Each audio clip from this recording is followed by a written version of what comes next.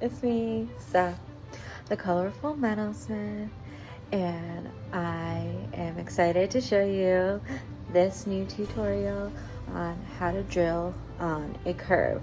So if you've been following along, I've already shown an update of my core line cuff.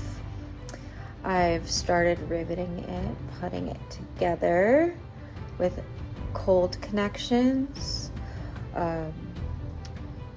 using a piece of wire and tap, tap, tap, riveting it together.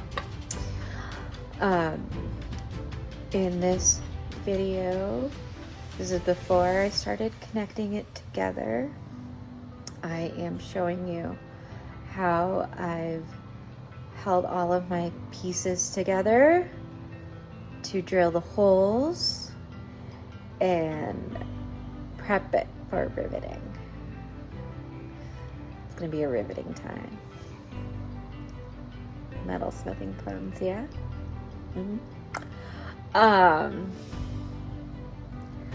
So I hope this helps you with drilling on a curve, as I know it can be tricky sometimes, but once you get the hang of it, it's a piece of cake. So enjoy, and if you have any questions, just let me know. Thanks. Stay red.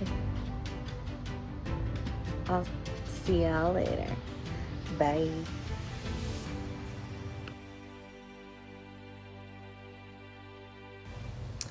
Alright, the most important thing you need to have on when you're drilling holes are safety glasses.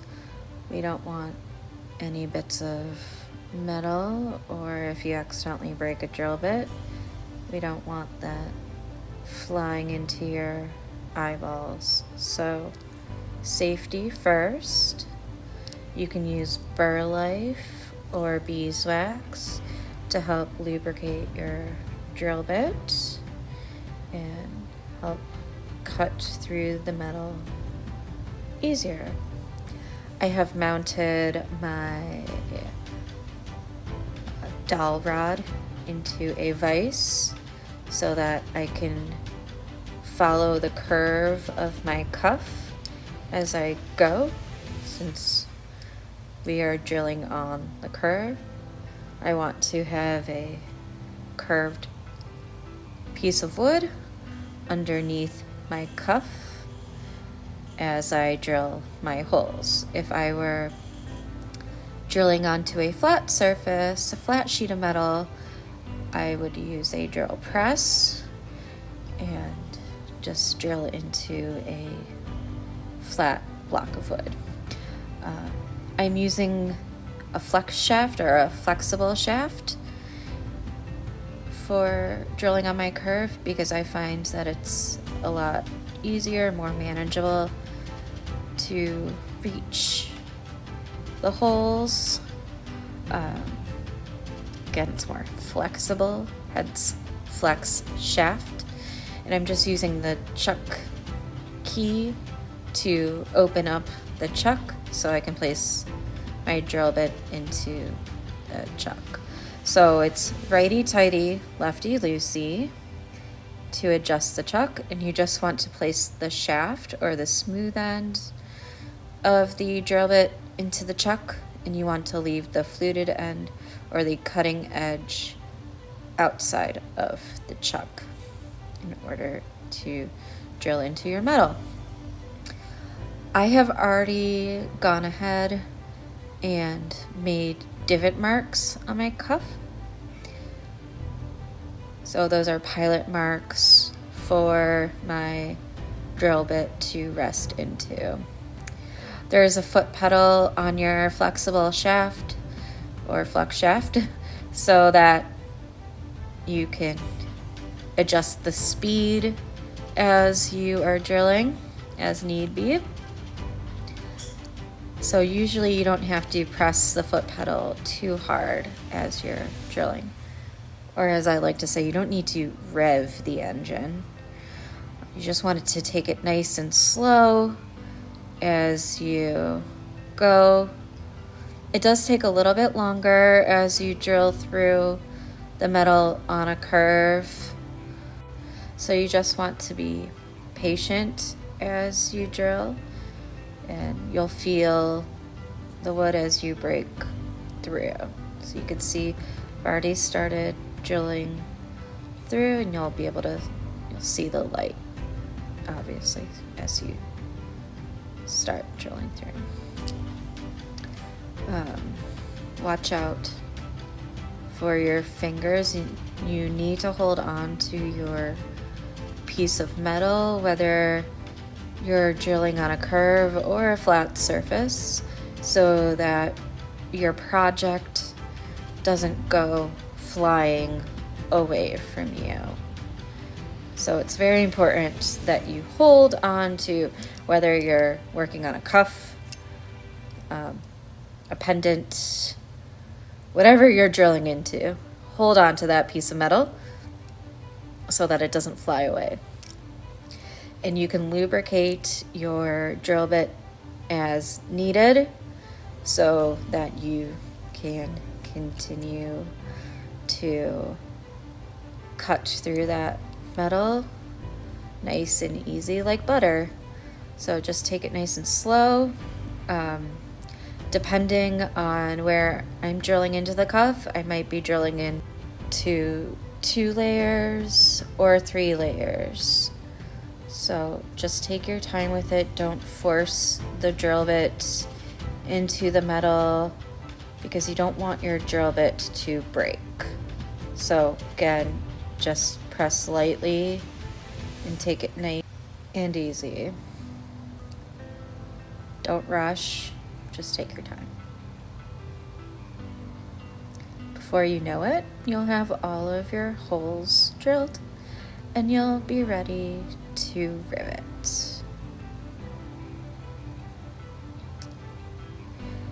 After drilling all my holes, I like to go in with a larger drill bit to remove the burr or the little lip of metal that will be created from the drill bit.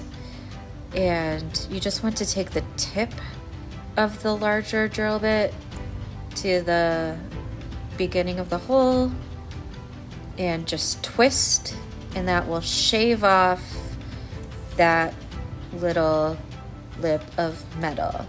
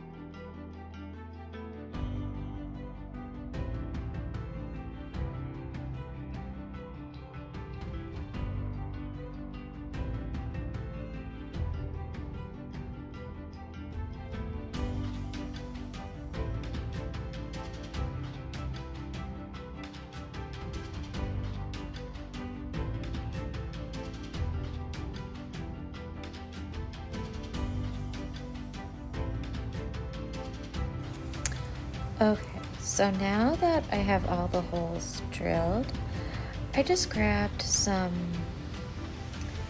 24 gauge wire to keep my tiny pieces together.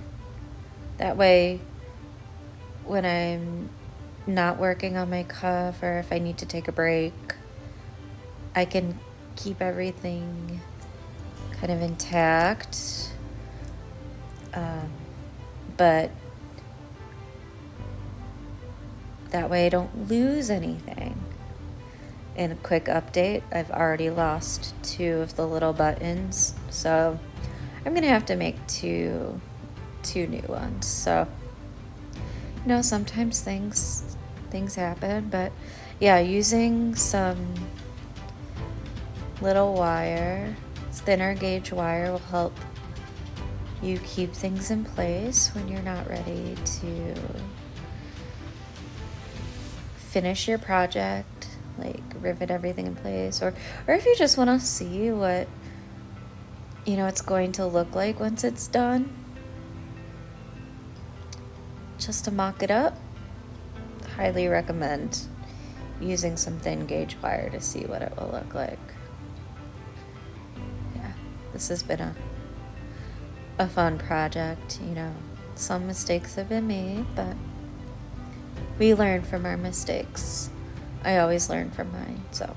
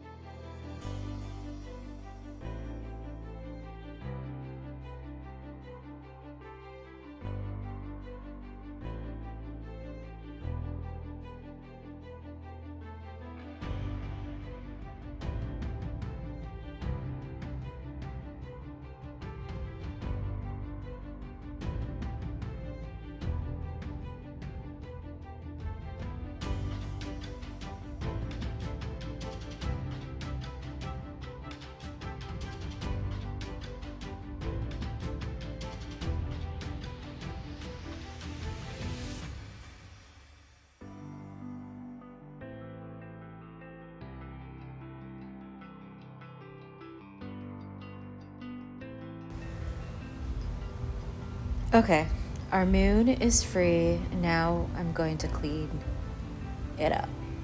So I started off by using this larger drill bit, and I started off by hand going into all the holes with just the tip and twisting the burrs out by hand. And this is how I normally go about removing all of my burrs. Usually, this works great. Then I realized that my hands started cramping, and since I have all of these tiny pieces and different layers, and there were some areas inside of the cuff that I couldn't get to with this drill bit or just by my hand, I switched to using the flex shaft, which you'll see in the video. And there were still some areas. Oh yeah, it looks nice and smooth now. And you could tell makes a big difference when you touch it. But yeah, you could tell There are some areas that I couldn't get to with this drill bit. So I found a burr. It was the setting burr, and it was kind of used up. It wasn't one of the nicer setting burrs. And what I did was I went ahead and I switched out the drill bit for the setting burr, and that worked so much better, getting into all of the tight spaces of the cuff and all of my little tiny pieces, the little buttons and core line, the sections on the cat, the little bouncy balls that the mice dance on.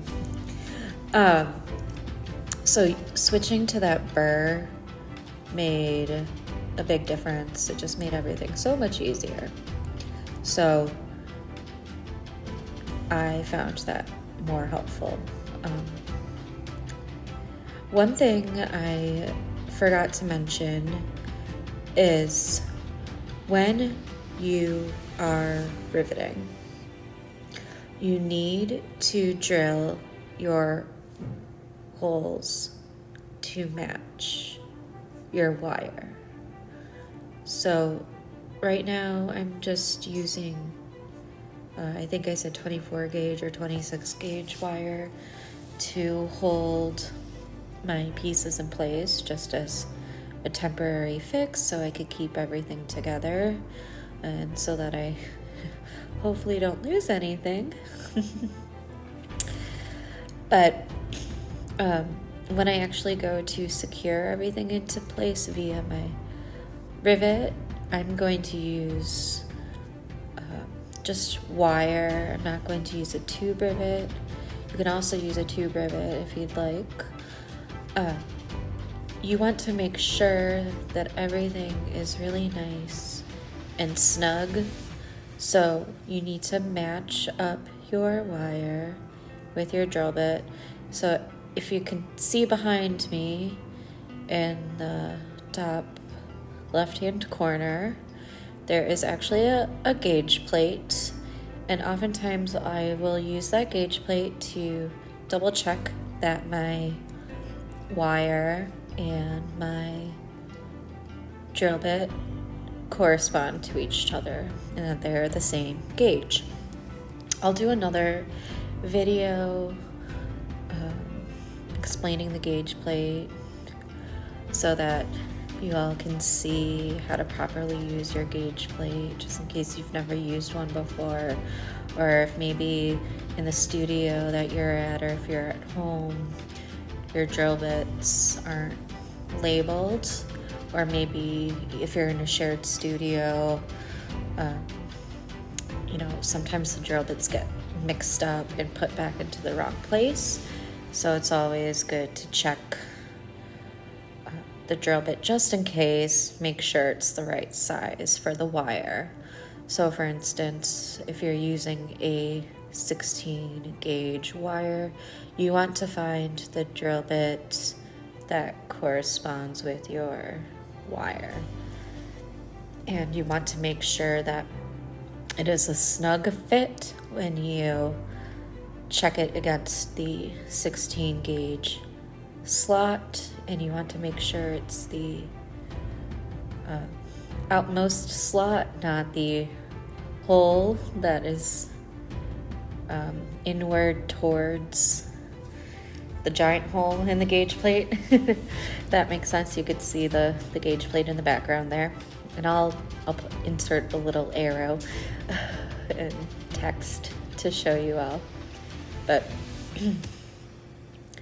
again, everything needs to be nice and snug, because if your wire is too small, your rivet will not spread into the space allotted for your rivet. And if it's too large, your wire will not fit into your hole.